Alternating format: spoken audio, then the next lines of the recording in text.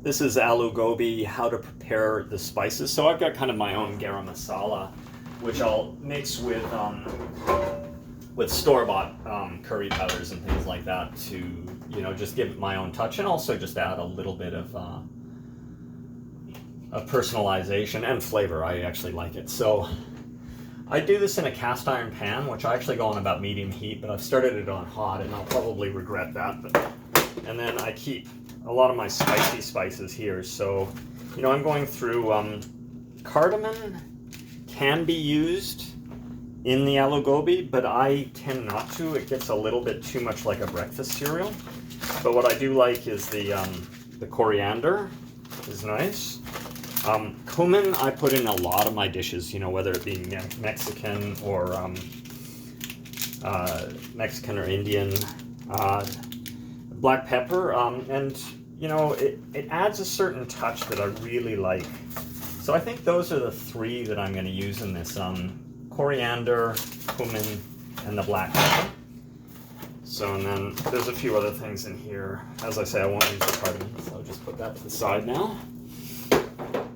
Now, essentially, this is a cheap mortar and pestle. Like, I think it was all of $5 at a dollar store. It's stone. It works really well for this. So I've never had any need to get anything fancier. So I don't know why, but I actually usually start with cumin. It tends to lay flatter in the pan, so it cooks pretty fast. And I don't actually measure this out. I put a lot in, so that's probably 1.5 to 2 tablespoons of cumin, and I'm making a very big dish. And I can already smell the toasting, the fragrance coming off of this. It's really, really nice. So you can, I don't know if it shows, but you can see it's even starting to brown now. So just put that back there. So that's just a cast iron pan on the hot plate. In my case, I cook with electric, but which a lot of people don't like to do, but it's just the way I do it. Kind of like to keep my spices with their wrapping, so that I can figure out what it is quickly when I'm in a hurry. Right now I'm cooking at a leisurely pace. So I actually seem to have gotten the temperature nice. It's not browning too much too quickly. Just give that a go. And then I've got another little, this is prepared, so I'm ready to go.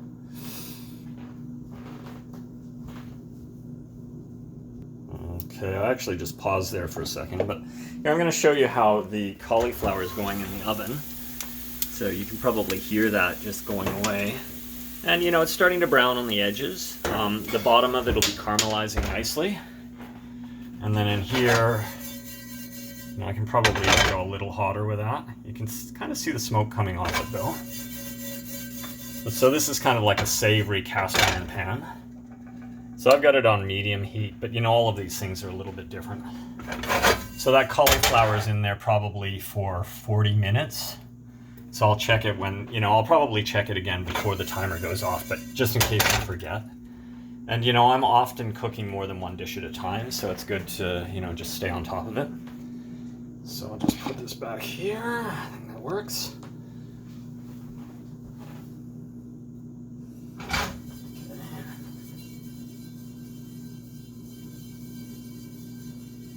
Stir that in.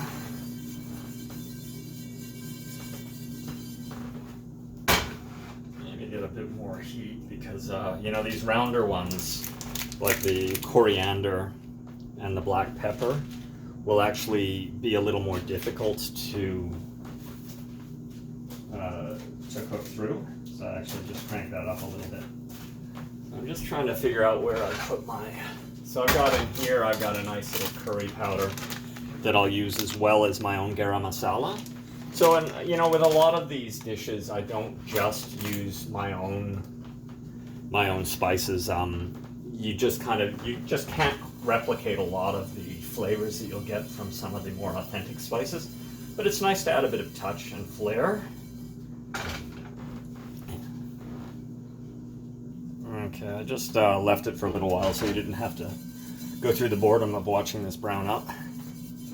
So you can see it's starting to come off. Nothing's gone black. There's a fair bit of smoke coming off. Not all of the grains are as dark as I would like them. Kind of trying to get that roasted flavor to the cumin. It's really nice.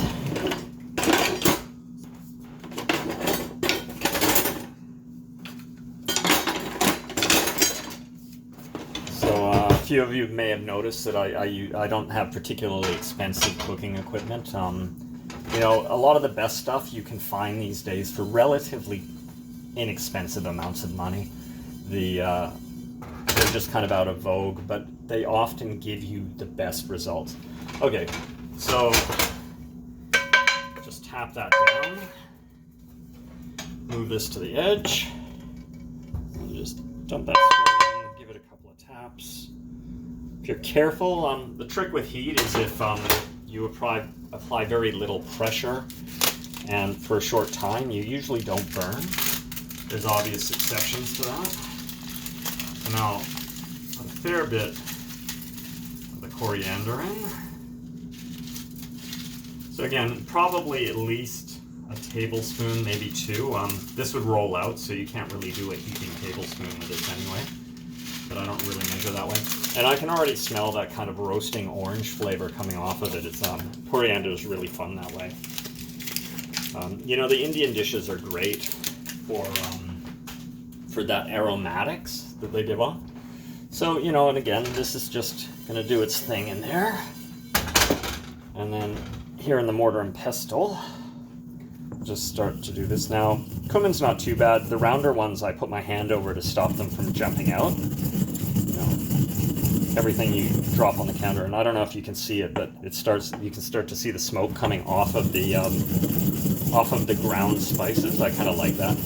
I really like this part because it's a bit like alchemy. You feel like some kind of magician from the days of old. And I like to give these a pretty good grind.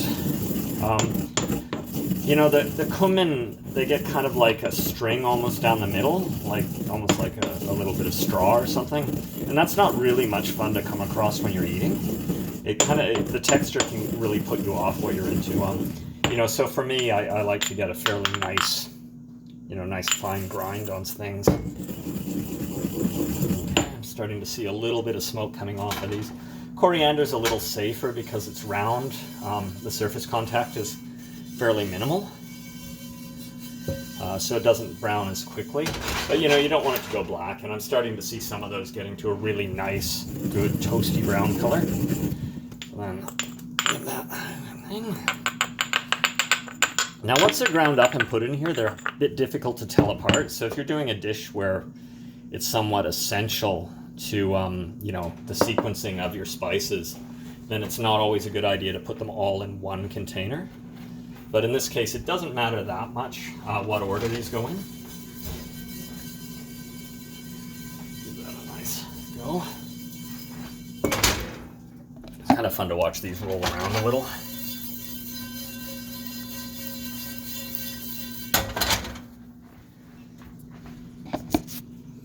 Okay, I think for this they'll be good. So I'm just gonna do exactly the same thing.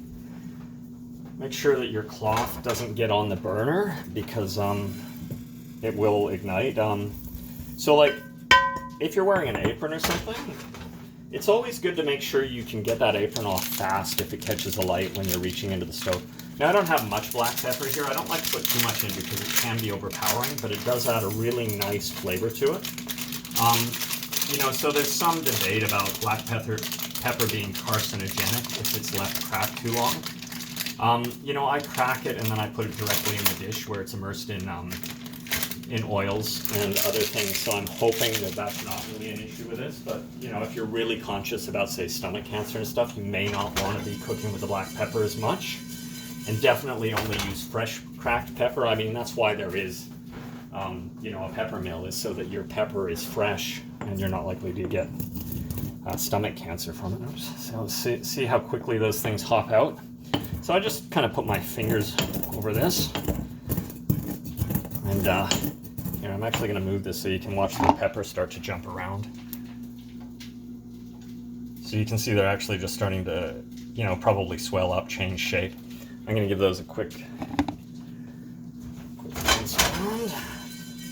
Black pepper is a bit like the coriander. You don't have to worry as much because of the shape. It's not getting as much contact. A little popping. I might even turn that down since they're the last ones in there. So again, until these things are a little bit mashed up, you got to keep it a bit covered. Oops. Don't want to lose too many. And then same thing, you know, these have a bit of a husk around them, the coriander, so it's nice to get that all ground nicely, or it kind of sticks between your teeth or in your gums.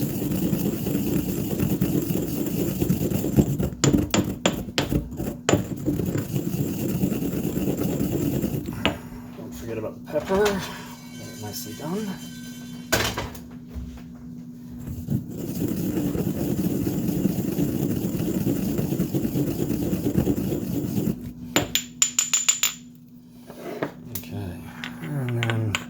In this case, straight into the same container. I'm not too worried.